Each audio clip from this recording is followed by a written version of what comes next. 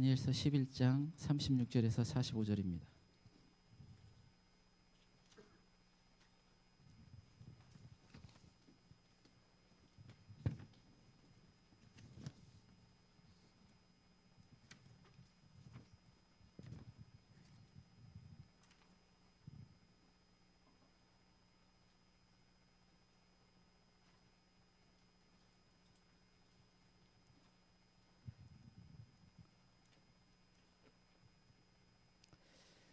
다니엘서 11장 36절 45절 같이 읽겠습니다. 시작. 그 왕은 자기 마음대로 행하며 스스로 높은 모든 신보다 크다하며 비상한 말로 신들의 신을 대적하며 형통하기를 분노하심이 그칠 때까지 하리니 이는 그 작정된 일을 반드시 이룰 것임이라. 그가 모든 것보다 스스로 크다하고 그의 조상들의 신들과 여자들이 흠모하는 것을 돌아보지 아니하며 어떤 신도 돌아보지 아니하고 그 대신에 강한 신을 공경할 것이요 또 그의 조상들이 알지 못하던 신에게 금은 보석과 보물을 드려 공경할 것이며 그는 이방 신을 힘입어 크고 견고한 성들 점령할 것이요 모든 그를 안다 하는 자에게는 영광을 더하여 여러 백성을 다스리게도 하며 그에게서 누묘를 받고 땅을 나눠주기도 하니라. 마지막 때에 남방왕이 그와 힘을 겨룰 것이나 북방왕이 병거와 마병과 많은 배로 효리바람처럼 그에게로 마주와서 그 여러 나라에 침공하여 물이 넘침같이 지나갈 것이요 그가 또 영화로운 땅에 들어갈 것이요 나를 패망하여 할 것이나 오직 에돔과 모압과 암몬 자손의 지도자들은 그의 손에서 벗어나리라. 그가 여러 나라들의 그의 손을 펴리니 애굽 땅도 면하지 못할 것이니 그가 권세로 애굽의 금은 모든 보물을 차지할 것이요 리비아 사람과 구스 사람이 그의 시종이 되리라. 그러나 동복에서부터 소문이 이르러 그를 번민하게 하므로 그가 분노하여 나가서 많은 무리를 다 죽이며 멸망시키고자 할 것이요 그가 장막 궁전을 바다와 영화롭고 거룩한 산 사이 세울 것이나 그의 종말이 이르니 도와줄 자가 없으리로다. 아멘. 오늘 본문은 이 적그리스도에 대한 내용을 말씀하고 있습니다. 이 적그리스도는 세상 끝에 등장하는 아주 사악한 자입니다. 이 데살로니가 후서 2장에 보면 그는 멸망의 아들이다, 불법의 사람이다, 이런 어떤 그 죄악의 사람이라는 것입니다. 멸망받을 사탄의 자녀다. 아주 그 누구보다도 이 악한 자로 말씀하고 있습니다. 근데 이 세상에 이 돌아가는 걸 보면 정말 이 자가 등장할 수 있는 세상을 만들고 있구나. 이 땅에 활동하는 악령들이 있습니다. 이 악령들이 이 아주 악한 세상을 조장하는데 마치 적그리스도가 등장하는 세상을 만들고 있다. 이런 생각을 하지 않을 수가 없어요. 이 요한계시록 13장에 보면 이 적그리스도가 바다에서 나온다 이렇게 말씀하고 있습니다. 짐승이라고 표현해요. 정확한 것은 짐승인데 이 짐승이 적그리스도를 의미하는데 바다에서 나온다 이렇게 말씀하고 있고 다니엘서 7장에서도 바다에서 네 짐승이 나오는데 거기 네 번째 짐승이 아주 특별히 그 무서운 존재로 말씀하고 있습니다. 이게 이 존재가 적그리스도인데 이 바다에서 나온다. 왜 이런 표현을 썼을까? 근데 이런 이 계시록에 보면 이 바다에서 나온 표현뿐만 아니라 이 무저갱에서 나오는 것으로 표현하고 있습니다. 그러니까 정확히 말하면 우리가 보는 바다가 아니에요. 다니엘서 당연히 그 바다에서 짐승이 나온다 하는데 우리가 생각하는 바다가 아니라 이 성경적인 표현으로는 무저갱입니다. 그래서 이 요한계시록 11장 7절 그들이 그 증언을 마실 때 무저갱으로부터 올라오는 짐승이 그들과 더불어 전쟁을 일으켜 그들을 이기고 그들을 죽일 터인즉 여기서는 무저갱으로부터 올라오는 짐승이다 이렇게 표현하고 있어요.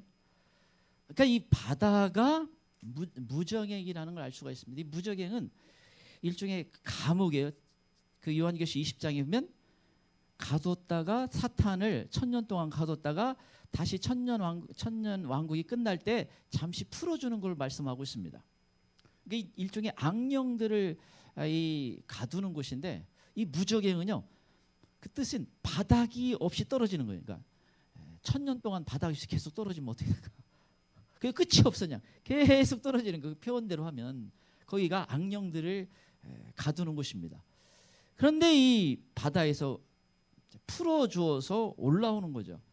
그리고 이 세상이 완전 이제 이 적그리스도 세상으로 되는 것을 의미합니다. 그런데 이 요한계시록 이제 다니엘서 7장에서도 이 내 짐승이 나오는데, 이 짐승을 다니엘 7장 17절에는 내 왕이다, 7장 23절에는 나라다 이렇게 표현하고 있습니다. 그러니까 이 바다에서 올라온 짐승이, 요한계시록 13장에 나오는 그 짐승이 뭐예요? 왕이라고 하고, 그리고 나라라고 이야기하고 있습니다. 결국 겉으로는 어떤 왕이고 대통령인데, 어떤 수상인데, 그러나 실제는 짐승이 다스리고 있다라는 것입니다. 겉은 사람이지만 실질적인 그 권한을 가지고 다스리는 자는 짐승, 악령이라는 거예요. 그래서 여러분, 이 사람들이 생각하는 것보다 훨씬 더 뭐예요? 악령들이 많이 개입되어 있습니다. 그래서 제가 자주 예를 드는 이 가룟 유다나 베드로, 예수님이 사탄아 물러가라고 하고, 또 사탄이 예수님을 팔려는 생각을 가룟 유다가 집어넣었더라. 그러니까 뭐 온갖 악한, 심지어 예수님이 제자까지도 휘두르고 있잖아요. 그렇다면 사람들에게 얼마나 많이 그 공격을 하고 그 생각 속에 그걸 집어넣겠습니까? 여러분, 우리가 이게 정말 이게 악한 영이 하는 것인지 늘 주의하지 않으면 뭐예요? 사실은 악한 영이 사람들 생각에 집어넣은 그걸 가지고 말도 하고 상처도 주고 하나님이 안 기뻐하는 일도 하고 다 합니다. 그래서 어떤 사람이 심지어 한평생 마귀가 원하는 일만 하고 갈 수도 있어요. 이 땅의 삶을 끝날 수도 있습니다. 그래서 여러분, 이 실질적으로 이 세력을 갖고 있는 그 세력이 이 악령이라는 것을 보여주고 있습니다. 마지막 적그리스도는 이 바다에서 올라온 짐승인데, 그 짐승은 어떤 사람 속에 들어가게 되면 이제 그 사람이 적그리스도가 되는데, 그래서 이제 그냥 표현을 왕이라고 하고 나라라고, 마지막 제국. 그래서 제가 일부 예배 때 뭐 말씀 나눴지만 2장에 한 동상이 그 마지막 발가락 10발가락이 있는데 거기에 얼마는 흙이고 얼마는 쇠다. 그건 아직 등장하지 않나라고요. 그 다니엘서의 내용이 미래 일과 적그리스도와 마지막 제국에 대한 내용이에요. 이게 굉장히 많이 나옵니다. 7장에서도 아주 자세히 적그리스도에 대한 설명을 하고 있고, 8장에서도 왜? 이 순양과 순념소를 얘기하다가 마지막 이 적그리스도에 대한 얘기를 합니다. 9장 27절에는 그 일의 절반에 제사와 예물을 금지할 것이다. 그 자가 등장할 것을 예고하고 있고, 오늘 보면 11장에서도 이 이야기하고 있습니다. 왜 이렇게 많이 말씀할까? 이게 마지막 때 제국에서 이 등장하는데 이게 굉장히 중요한 의미를 가진다라는 걸 알 수가 있습니다. 그래서 여러분, 이 마지막 때에 여러분 이 적그리스도가 등장해서 왜요? 표와 자기가 경배를 받으려고 하는 일이 발생하는데, 이게 수억 명의 사람들이에요. 뭐 또는 뭐 10억이든 20억이든 사람들이 천국이냐 지옥이냐가 결정되는 순간이에요. 이게 얼마나 중요한 문제가 되겠습니까? 그래서 이 자에 대해서 자세히 많은 내용을 말씀하고 있습니다. 그런데 이게 사람들이 이 말씀을 조금 파고 들어가면 그게 어려운 내용은 아니에요. 그런데 언뜻 읽으면, 성경을 언뜻 읽으면 웬 짐승이 나오냐, 이게 산짐승인가 들짐승인가. 성경은 마치 그렇게 돼 있어요. 이 특별히 계시록도 보면요, 이게 처음 들어가는 과정이 시간이 좀 많이 걸려요. 근데 조금 들어가 보면 생각보다 쉽네, 이게 돼 있어요. 물론 완벽하게 다 해석할 수 있다 이걸 말하는 건 아니지만, 그러나 들어가면 어렵지 않는데 이게 처음에 시간 투자하는 게 쉽지가 않아요. 작정하지 않으면 왜 이게 바다에서 무슨 짐승이 올라오고 이걸 또 왕이라고 하나, 왕이라고 하는 것도 자세히 읽어봐야 왕이라고 하죠. 그렇지 않으면 그냥 짐승 얘기만, 내 짐승? 무슨 짐승인가? 그러다가 말할 수가 있어요. 근데 이게 이 마지막 때에 대한 계시를 주실 때 주님이 그렇게 주셨어요. 그래서 왜요? 알려고 하는 사람에게는 더 많이 풍성하게 알 수가 있고, 그리고 마음을 닫고 있으면 하나도 안 들립니다. 그게 예수님이 비유였어요. 그래서 예수님이 비유로 말씀하시는데 어떤 사람들에게 그냥 씨 뿌린데, 저 양반이 왜 농부가 씨 뿌린 얘기하다가, 근데 제자들은 뭔가 이게 감이 왔어요. 집에 들어가 보였어요. 주님, 오늘은 그게 무슨 뜻입니까? 물어봤어요. 그래서 여러분, 알려고 하는 사람에게는 더 풍성히 알 수 있는 기회가 되고, 마음을 닫고 있으면 하나도 안 들어가는 게 이게 예수님의 비유고 마지막 때에 대한 말씀이에요. 너무나 중요한데, 너무나 지금 어쩌면 심각한 어떤 세상 속에서 우리가 반드시 알아야 될 말씀인데, 그러나 다수에게는 내가 어떤 이성적으로 납득이 안 되니까 잘 받아들이지를 못해요. 여러분, 그래서 이 다니엘서는 그당 다니엘 시대에 다니엘이 어떤 사람은 다니엘서 보면 그가 포도주와 진미를 먹지 않았다, 그것만 기억하든가. 사자굴석은 알아. 근데 실제 주 내용은 뭐예요? 다 환상과 꿈과 미래 적그리스도에 대한 내용이에요. 그게 핵심인데, 그건 놓치고 그냥 재밌는 얘기, 사자굴석이 안 죽었대, 뭐 그건 우리가 초등학생 1, 2학년 때는 이제 그 수준이면 괜찮아요. 아직 그러나 우리가 지금 이 시대에는 주님이 이 계시를 풀어주고 있는 이 시대에는 우리가 알아야 돼요. 이건 더 붙잡아야 되는 말씀이고, 그런데 이렇게 또 많은 내용이 그 내용이니까. 근데 이 뭐야? 세상 나라는 짐승이 다스리고 있다. 그걸 계속해서 반복해서 말씀하고 있습니다. 짐승이 다스리고 있다. 겉은 대통령이고 왕이고 수상인데 실제는 짐승이 다스린다. 물론 짐승 마음대로 하는 건 아닙니다. 데살로니가 후서 2장 3절에 2장 6절이면 그가 나타나려고 하는데 막는 자가 있어서 전면으로 등장하지 못한다는 거예요. 그 막는 자를 이제 해석에 따라 뭐 여러 가지 해석이 있어요. 근데 저는 휴거로 봅니다. 그래서 휴거가 일어나면 이 자가 자기 본색을 드러내고 전면으로 등장한다, 이렇게 보고 있습니다. 그래서 자기 마음대로 하는 건 아니지만, 그러나 주 내용이 세상이 악한 이유가 왜요? 악한 자들이 다스리고 있기 때문에 그렇습니다. 그러다가 진정한 왕이신 예수님이 이 땅에 오셔서 그 자들을 싸그리 다 멸망시키고 잡아 집어 넣으면 그때는 정말 너무나 놀라운 시대가 됩니다. 그 전까지는 우리는 아주 악한 세상 속에 있어요. 여러분, 이 바벨론 멸망시키는데, 바벨론은 도시라고 돼 있어요. 영어 성경은 시티의 도시예요. 마지막 이 17장 18장은 바벨론의 멸망, 세상의 멸망인데, 또한 어떤 특별한, 지금 이 땅에 있는 특별한 도시의 멸망을 해요. 근데 거기에 보면 왜 하나님이 그 도시를 멸망시켜요? 각종 귀신들의 처소라고 얘기하고 있어요. 악령들의 처소. 그러니까 주로 악한 영들이 사람들이 모여 있는 곳에 있다는 거예요. 그래서 거기를 하나님이 멸망시키는데, 다만 추종자들도 같이 멸망을 당할 뿐인 것입니다. 그래서 우리가 이 마지막 때에 가까이 있는 이때에 우리가 이 다니엘서를 통해서 적그리스도를 좀 더 잘 이해할 필요가 있습니다.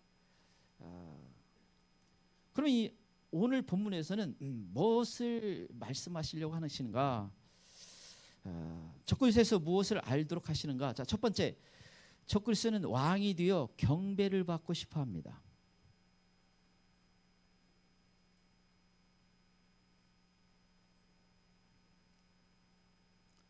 첫 번째, 적그리스도는 왕이 되어 경배를 받고 싶어합니다.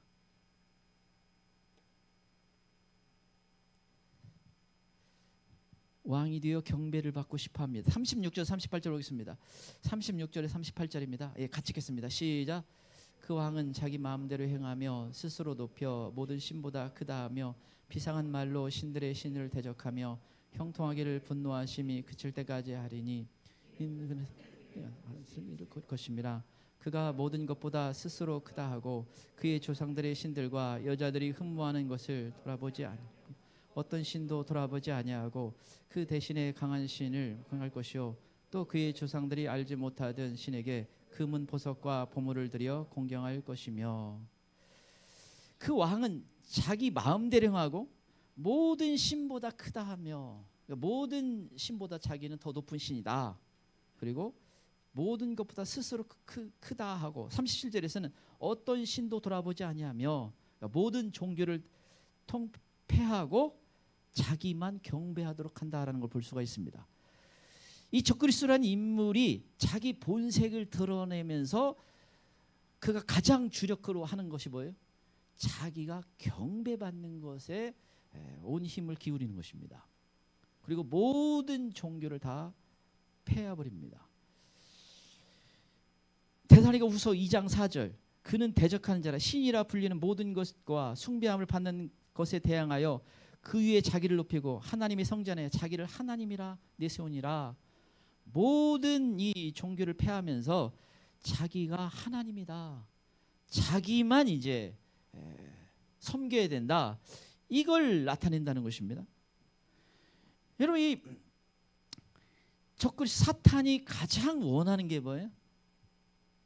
자기가 경배하는 것입니다. 저는 이게 그 예수님의 사탄이 이제 예수님의 공생이 시작하자마자 광야에서 예수님을 시험하잖아요.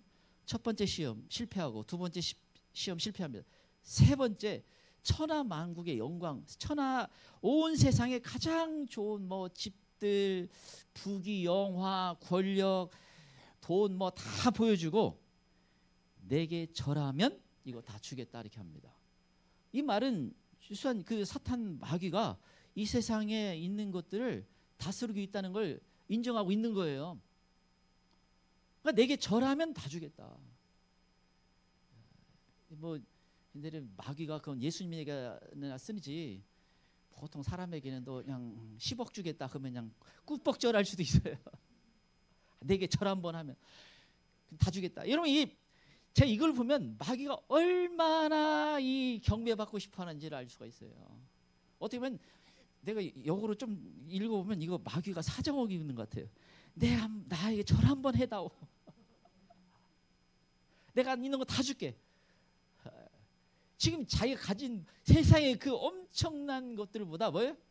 경배받고 싶은 게 더 크다는 얘기예요.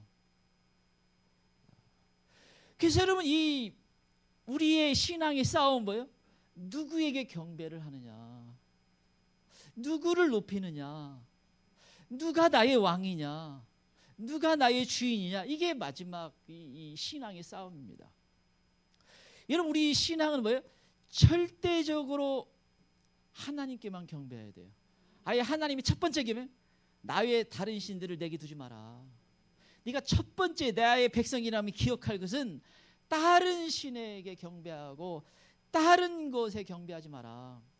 이게 첫 번째 가져야 될 조건이에요. 내 중심에 예수님이 왕이신가, 예수님이 주인이신가, 이게 가장 중요한 문제고 가장 단순한 문제인데 그게 쉽지가 않아요. 여러분, 적그리스도가 등장하자 본색을 드러나자마자 나한테 경배하라. 이게 어떤 의미에서는요, 유일신을 섬기는 나라들은 뭐예요? 이제 그런 사람들은 다 이게 이제 대립하게 됩니다. 모르겠어요. 힌두교 정도면 뭐 이 신이나 저 신이나 그냥 쉽게 바꿀 수 있는지 모르겠어요. 뭐 힌두교 신은 뭐 뱀신, 나무신, 돌신, 물신 뭐 별 다 있으니까 나일강신 뭐 그래서 뭐 바꾸는 게 쉬운지 모르겠어요. 그러나 진짜 신앙생활 하는 사람에게는 이건 절대 불가능해요. 그러다 보니까 무수한 순교자의 피가 흐르게 됩니다. 그래서 여러분, 제가 이해하기로는 이제 휴거 후에 이게 전면에 바로 등장할 거라고 보여요. 갑자기 막 세상이 막 바뀌면서 등장하는데 이 자가 잡자마자 뭐예요? 자기를 경배하도록 하는 일이 발생합니다. 이때부터는 정상적인 신앙생활은 끝났다는 것을 의미하는 거예요. 그리고 예수님 표현대로 도망하는 일이 겨울에나 되지 않도록 기도해라. 이게 우리 신앙에서 가장 중요한 부분을 이제 이자가 못하도록 만드는 것입니다. 자기를 향해서 경배하도록. 그래서 여러분 계시록이 계속 근데 또 아주 심각한 문제가 뭐예요? 계시록 13장 14장에서 뭐예요? 그 자에게 경배하고 짐승의 표를 받으면 불못에 들어간다, 지옥에 들어간다. 이것을 여러 번 얘기하고 있어요. 그래서 여러분 지금 그냥 졸듯 하다가 뭐 표 경배 뭐 이렇게 하다 꾸벅꾸벅 졸면서도 듣다가도 그때 되면 성령님의 도우심으로 굉장히 잘 깨달아집니다. 한 번도 그런 설교를 못 들어봤던 사람은 모르겠지만 한 번이나 들어봤던 사람은 정신이 번쩍 나면서 깨달아져요. 이걸 말하는 거예요. 물론 그때 이제 어떤 선택을 하느냐 이게 중요한 시간이 되는데 그러나 그 적글세의 체제에 경배하고 들어가서 짐승의 표를 받으면 지옥에 떨어진다. 이거는요 그냥 단순히 목숨이 왔다 갔다 하는 수준이 아니라 천국이냐 지옥이냐를 결정하기 때문에 이게 얼마나 중요한 문제가 됩니까? 그래서 이 수많은 이제 이 성경에 보면 이제 순교자의 피에 대해서 얘기하고 있어요. 여러분서 예수님께서는 뭐라고 합니까? 창세 이후로 그런 환란이 없는 환란 시대라고 얘기하고 있습니다. 요한계시 6장에서는 다섯째 인을 뗄 때 이 순교자에 대한 내용이 나옵니다. 그러니까 네 번 아마도 그 계시록의 그 계시록 6장에 이인을 떼는 순서대로 말하면 네 번째 인을 뗄 때쯤 아마 이자가 등장할 가능성이 있고 그리고 그 다음에 순교자의 피가 흐르지 않나 많은 순교가 있지 않나 이렇게 생각하고 있습니다. 근데 그러면 다니엘서 12장 7절에면 한때 두때 반때를 지나서 성도의 권세가 다 성도의 권세가 깨졌다. 한때 두때 반때 3년 반으로 해석할 수 있습니다. 다니엘서 12장 10절에서는 많은 사람이 연단을 받아 스스로 정결하게 하며 희게 할 것이나 이 환란이 어떤 일이에요? 자신을 정결케 하고 깨끗하게 한다는 것입니다. 그래서 정말 신앙이 좋아지는 거예요. 참 아이러니한 것은 이 핍박이 이 환란이 많은 사람이 진짜 신앙이 좋아지게 만들어준다는 것입니다.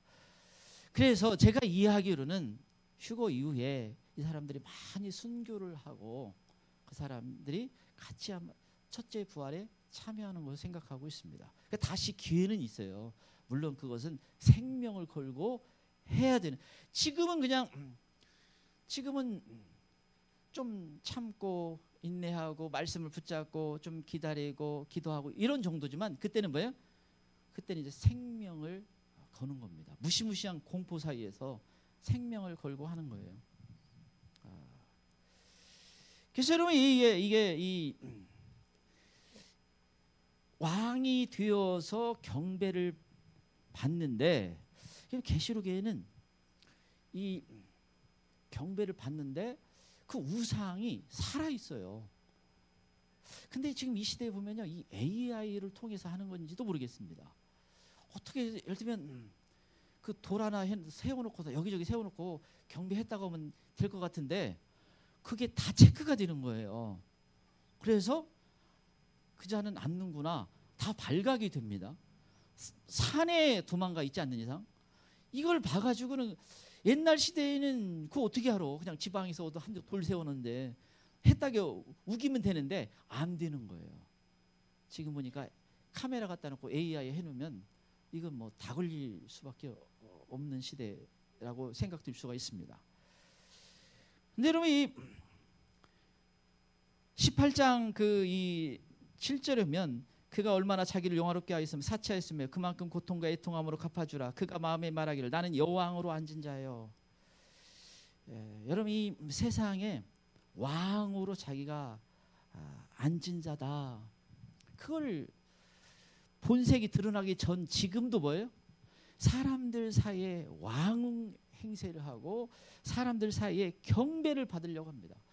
그래서 여러분 하나님께 경배 못하는 게 일차적 이자가 갖고 있는 특성이. 그래서 돈의 사람들을 돈이 주인 되게 하고 돈이 왕이 되게 하고 명예와 권력과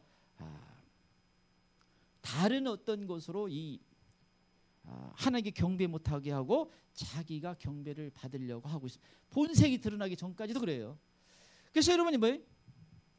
우리는 믿음으로 살아요. 믿음으로. 마지막 지금은 믿음으로 걸어가는데 이 말씀도 사실 적그리스도를 전하는 걸 굉장히 안 좋아하는 분위기 세상 속에 있잖아요. 이 설교만 누가 틀어줘도 그거 이상한 데 아니야? 그렇게 성경 많이 나와도 못 들어봤으니까. 근데 여러분 우리는 지금 놀라운 시대에 살고 있는데 믿음으로 걸어가는 시대예요. 여러분 히브리서에 수많은 하나님의 사람들을 언급하는데 그들의 공통점은 믿음으로 걸어갔다. 지금은요 뭐 사람들이 인정하냐, 무슨 뭐 환영을 받냐, 박수를 받냐, 누가 알아주냐, 이게 중요한 게 아니고 믿음으로 지금 걸어가는 시기예요. 제가 보니까 거기 보니까 좀 부족한 사람도 있어, 좀 못난 사람도 있어도 믿음을 보이면 그 대열에 들어가요. 출신이 문제가 안 돼. 기생 라합도 위대한 믿음의 영웅에 들어가 있어요. 하늘과 땅에 진정한 신은 하나님밖에 없습니다. 예수님밖에 없습니다. 우리 그 학생 중에 그 꿈꿨던 뭐 순교에 이제 발각돼 가지고 순교 당하는 꿈 여러 사람 나와요. 근데 경고하는 거지 그대로 꼭 된다는 건 아니에요. 아무튼 정신 바짝 차려가지고 와요. 지금이 기회라는 거예요. 지금이 얼마나 중요한 기회인지, 얼마나 중요한 시간인지 정말 너무너무 중요한 시간이거든요. 이걸 듣고도 만약 그냥 흘려보내면 이거 얼마나 안타까울까, 이런 마음이 너무 들어요. 근데 분명한 거예요. 다른 게 그 사람 마음의 중심에 있으면 이거 안 됩니다. 그걸 점검해 봐야 돼요. 내가 정말 예수님이 내 중심의 주인 되어 있는가. 그러면요 그게 안 되면 내가 자아가 너무 살았구나. 자기 의와 자기 명예와 자기 이름, 자기 생각, 자기 이론이 있을 수가 있어요. 그래서 내가 정말 내 안에 예수님이 주인인가를 점검하고 기도를 해야 됩니다. 근데 여러분 적그리스도가 그렇게 온 세상을 영원할 것처럼 하는데 성경에는 하나님이 딱 정해놨어요. 마흔 두 달. 하나님 마지막 허락한 시간이 42달. 그럼 딱 끝나면 적그리스도는 하루 사이에 그냥 멸망해 버립니다. 그래서 여러분 적그리스도가 추종하는 사람도 같이 멸망을 해요. 그래서 오직 예수님만 섬겨야 돼요. 그래서 여러분 지금 세상이 얼마나 악해요. 얼마나 이상한지 몰라요. 얼마나 위험한지 모릅니다. 그래서 지금은 정말 깨어날 시간입니다. 두 번째, 적그리스도는 하나님을 대적하는 자입니다. 두 번째, 적그리스도는 하나님을 대적하는 자입니다.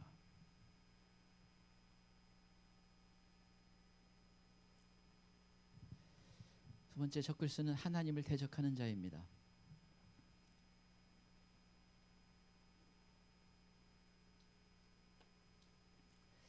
36절 37절입니다.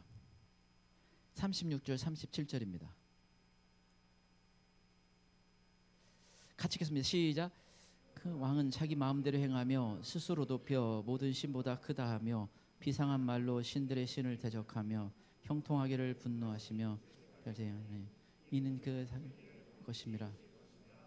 그가 모든 것보다 스스로 크다 하고 그의 조상들의 신들과 여자들이 흠모하는 것을 하며 어떤 신도 돌아보지 아니하고 신들의 신을 대적하며 조상들의 신들.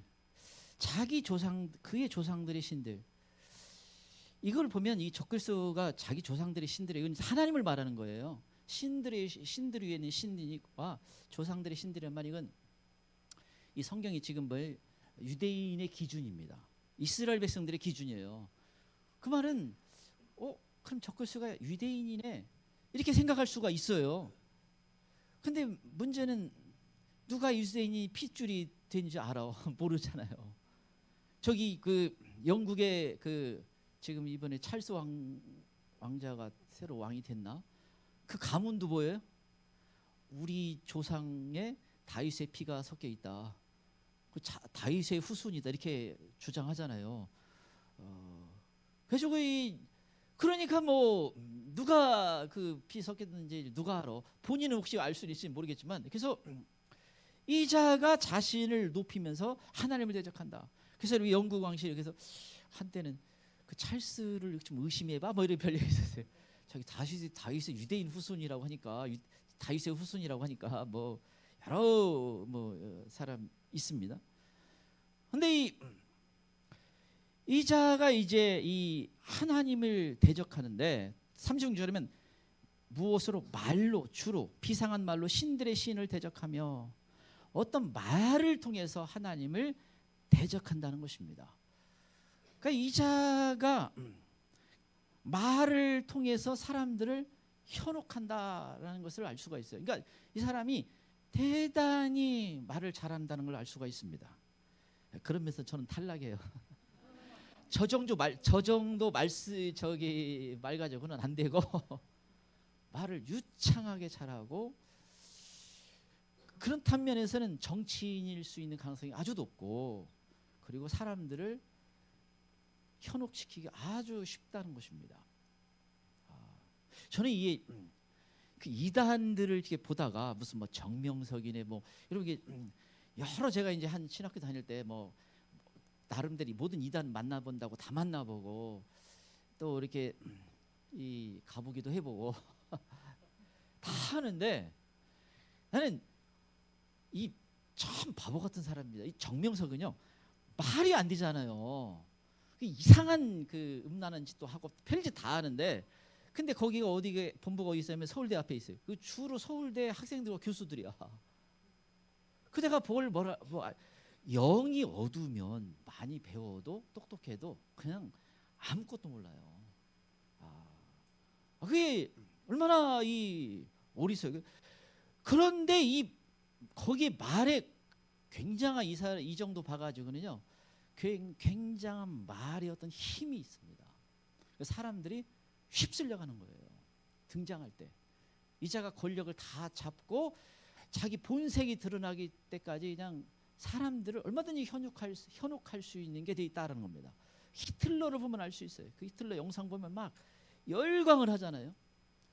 근데 이 히틀러가 처음 제가 하도 이 적그리스도 예피가 되는 인물처럼 보여가지고 보니까 거의 이제 병사의 그 어떤 그 아주 낮은 계급이에요. 그러다가 그 자기 상관이 어디 심부름 시켜가는데 어디 커피숍인가 카페인가 뭐 이렇게 가가지고 자기 뭐 하러 왔다가 사람들을 보고 별로 마음에 안 들어가지고 연설을 했는데 사람들이 막 열광을 하는 걸 보고 가지고 딱 퇴역해가지고 진로를 바꿉니다. 점점점 바꿔나가요. 다 잡게 됩니다. 그리고 자기 본색을 드러내니까 얼마나 잔인한 인물이에요.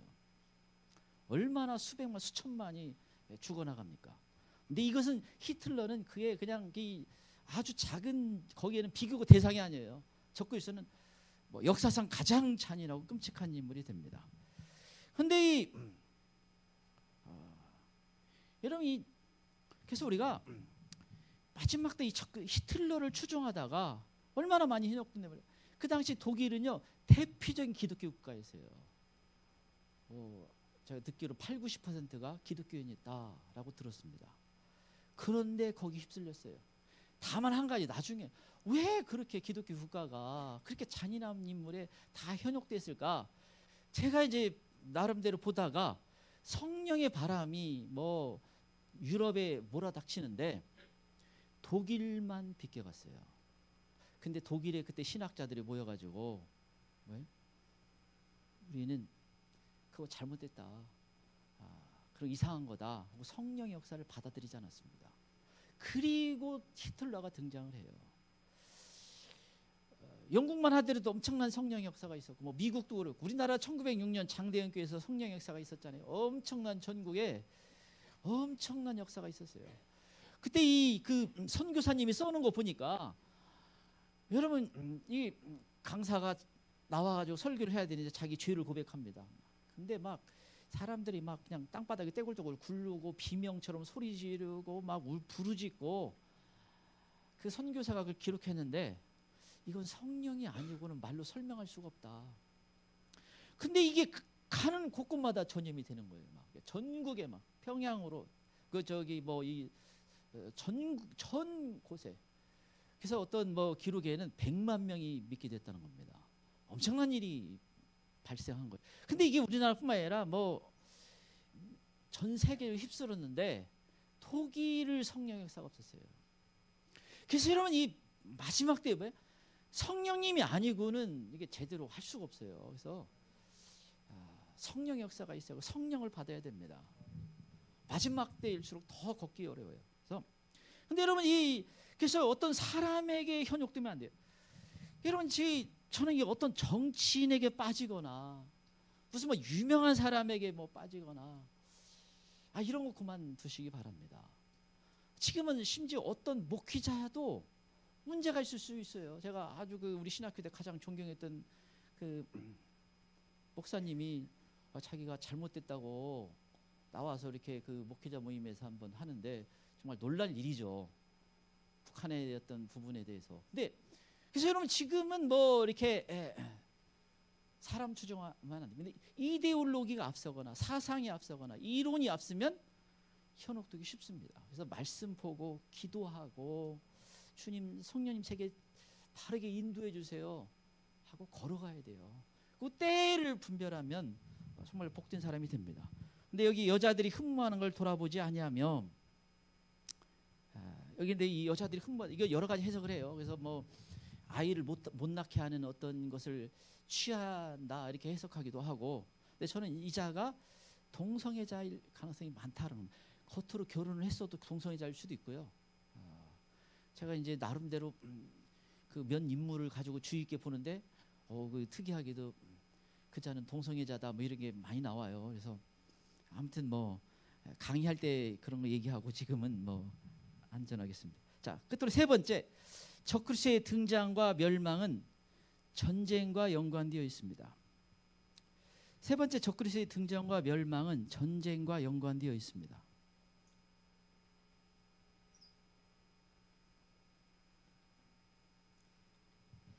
적그리스도의 등장과 멸망은 전쟁과 연관되어 있습니다.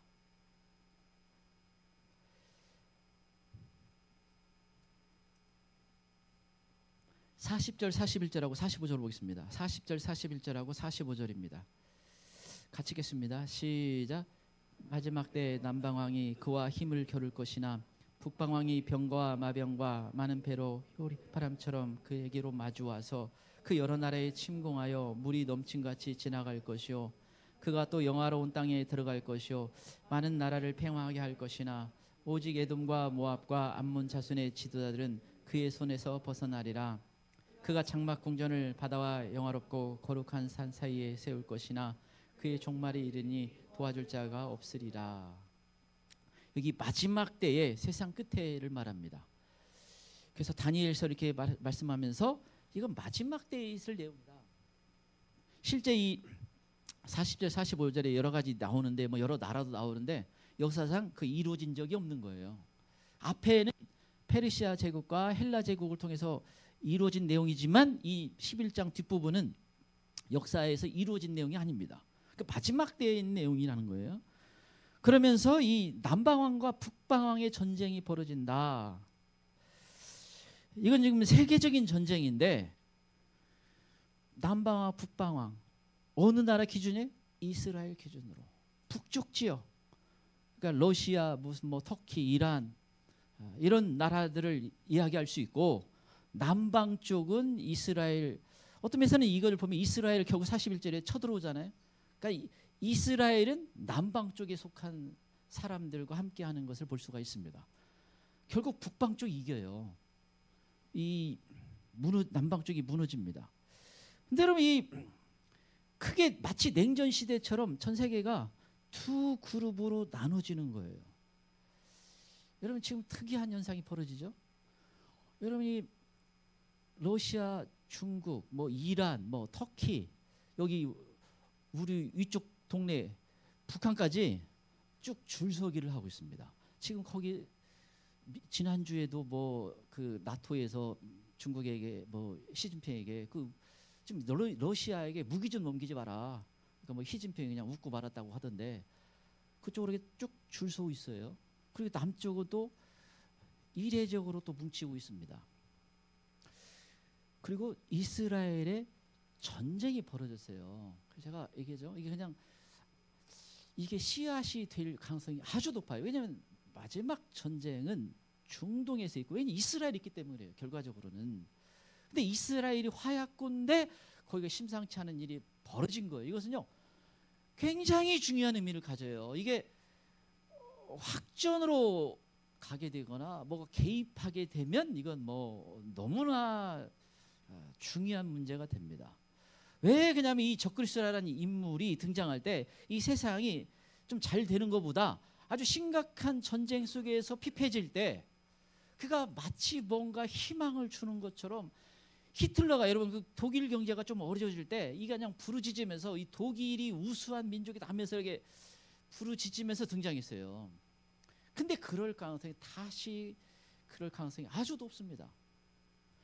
그래서 지금은 아주 주의 깊게 우리가 기도하면서 바라봐야 될 일들이 벌어지고 있는 겁니다.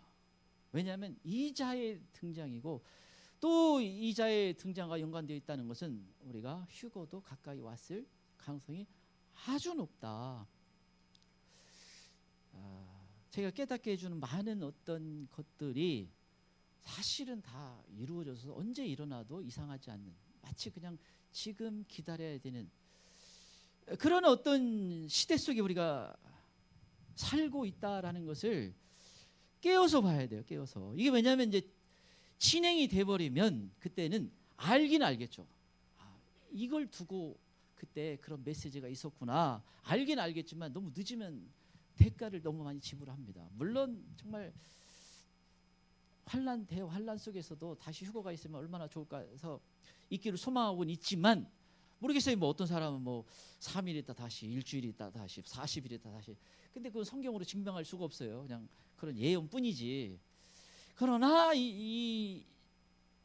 지금 우리에게 주어진 이 시간을, 정신을 정말 바짝 차리고 잘 보내야 되는 대단히 중요한 시간이에요. 물론 안 되는 사람은 이게 안 들어가요. 이미. 그래서 제가 보니까 거의 뭐 들을 수 있는 사람과 그렇지 않은 사람이 그냥 나눠지는 건데, 여러분 성경에 이렇게 많은 내용을 할애해서 하는 이유가 뭐예요? 이게 굉장히 중요하다는 거예요. 그리고 너무너무 심각한 수십억 명의 사람이 이게 천국이나 지옥이냐 결정됩니다. 그리고 이제 마지막 사실은, 저는 대접재앙전까지는, 두 번째 휴거가 있다고 할 때 저는 나팔 재앙까지는 환란 속에 있을 수 있습니다. 그런 대접재앙 전에는 다 끝난다고 봐요. 왜 그러냐면 이 대접재앙이 5번째, 6번째, 7번째 주 내용이 뭐냐면 짐승과 악령에 대한 심판의 내용이 재앙의 내용이에요. 물론 거기 추종자들은 심판을 받겠죠. 그러나 저는 제대로 믿는 사람은 이때는 다 하나님이 데려가셨고, 뭐 천국에서 우리가 연휴에 참석하고 있고 잔치에 참석하고 있지 않을까 이 생각을 하고 있습니다. 근데 대접재앙은 뭐예요? 대접재앙은 짐승과 이 악령에 대한 심판이 주로 있습니다. 그래서 하늘에 불이 떨어지는 거 성경에 나오잖아요. 주로 그런 자리, 무당이 굿했던 자리, 뭐 많이 몰려가지고 뭐 사탄을 섬겼던 자리, 뭐 그런 뭐 싸그리 그냥 다 이렇게 파기가 되고 그것들에 대한 심판이 있는 것입니다. 근데 여러분 이게 마지막 요한계시록 16장이면 이 대접재앙이 있을 때 뭐예요?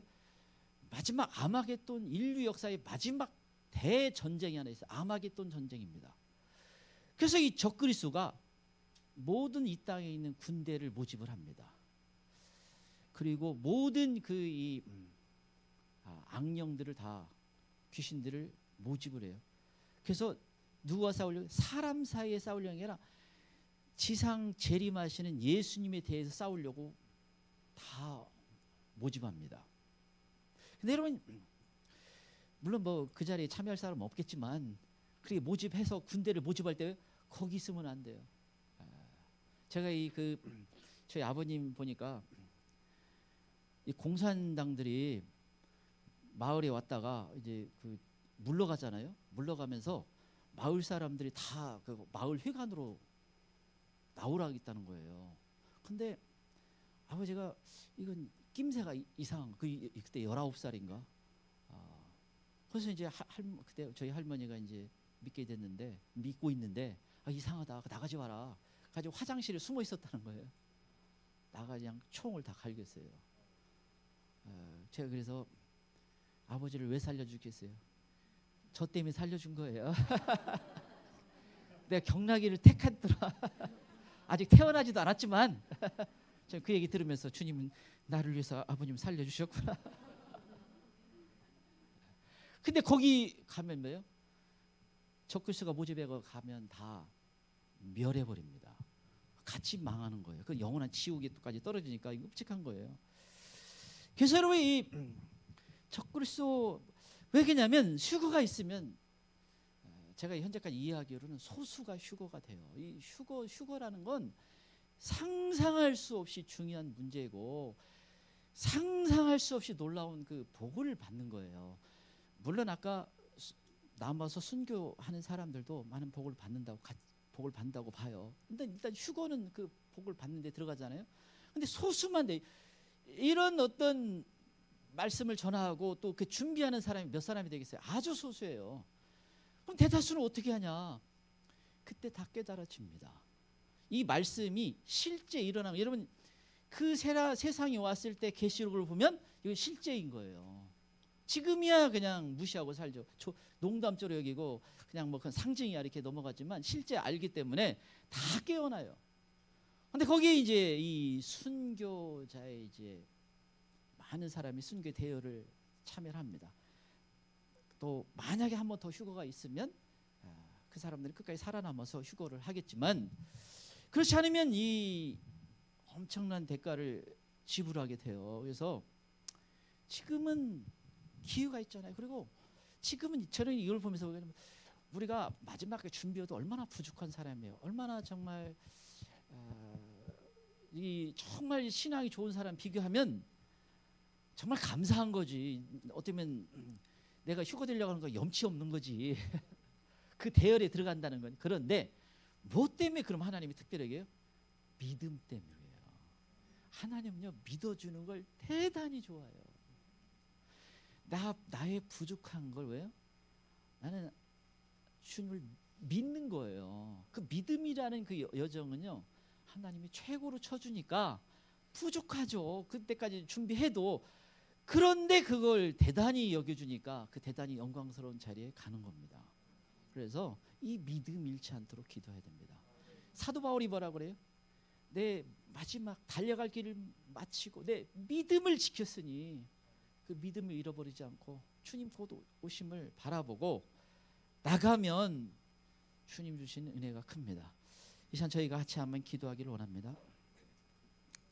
이제 주님, 이 시간 주님, 우리가 이 마지막 때 영적 분별을 갖게 도와주시고 우리에게 성령을 부어주시옵소서, 기름 부어주시옵소서, 우리가 깨닫게 도와주시고 이기는 자가 되게 도와주시옵소서. 예수님 새 이름으로 같이 기도하겠습니다. 예수님, 예수님.